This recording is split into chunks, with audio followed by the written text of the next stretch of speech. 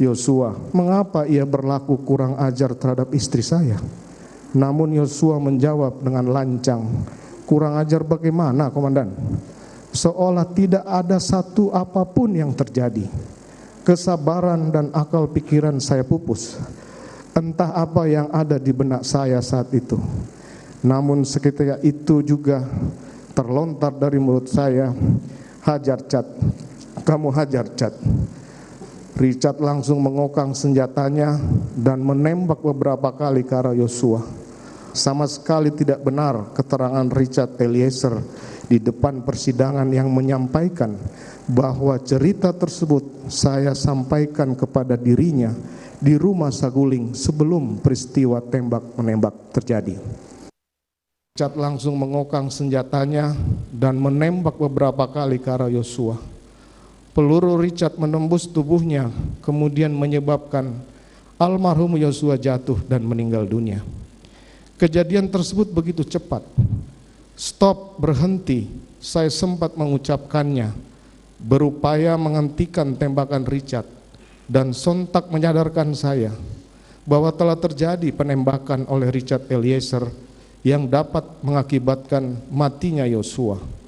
Lantas saya segera keluar memerintahkan Prayogi untuk segera memanggil ambulan sebagai upaya memberikan pertolongan bagi almarhum Yosua.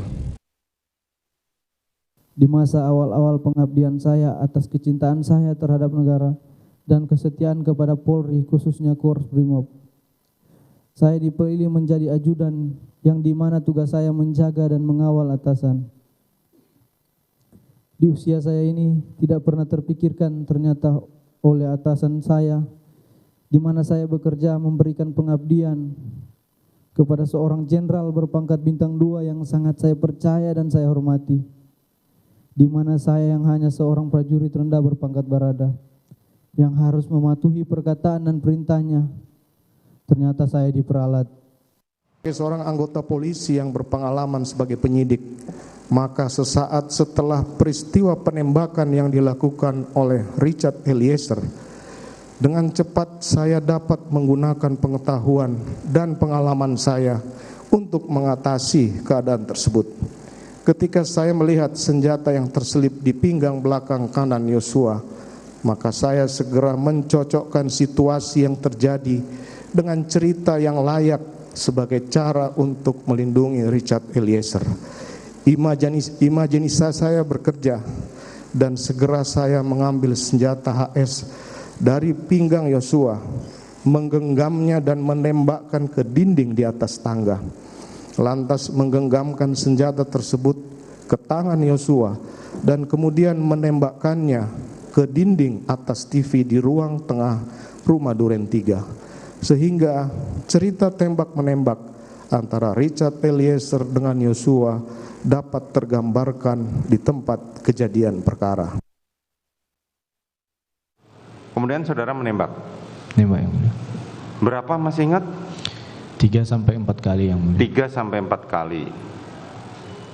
3 sampai 4 kali. Kemudian setelah korban tumbang, apa yang terjadi? Jadi habis saya tembak tuh yang mulia langsung jatuh.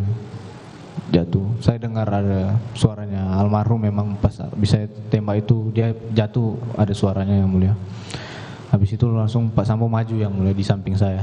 Pak Sambo kan sebelah kiri saya. Langsung maju ke depan yang mulia. Sudah pegang senjata api yang mulia. Langsung nembak ke arah almarhum. Penderitaan yang menimpa saya dan keluarga hari ini diawali dari peristiwa yang dialami oleh istri saya, Putri Chandrawati, pada tanggal 7 Juli 2022. Pada tanggal 8 Juli 2022, istri saya yang terkasih Putri Chandrawati tiba dari Magelang dan menyampaikan bahwa dirinya telah diperkosa oleh almarhum Yosua sehari sebelumnya di rumah kami di Magelang. Sayangkan atau herankan di dalam tuntutan daripada JPU, namun di sini kami sebagai keluarga tidak mengerti akan proses ini. Jadi kembali kepada hakim nanti bagaimana tuntutan yang selayaknya kepada berada atau Richard Kepada Putri sangat-sangat kami kecewa dan sangat-sangat kami miris di dalam tuntutan yang diberikan JPU, karena Putri adalah dalang dan sumber daripada semua pembunuhan berencana seperti yang disaksikan dia tadi dengan suaminya yang tercinta. Dia bercerita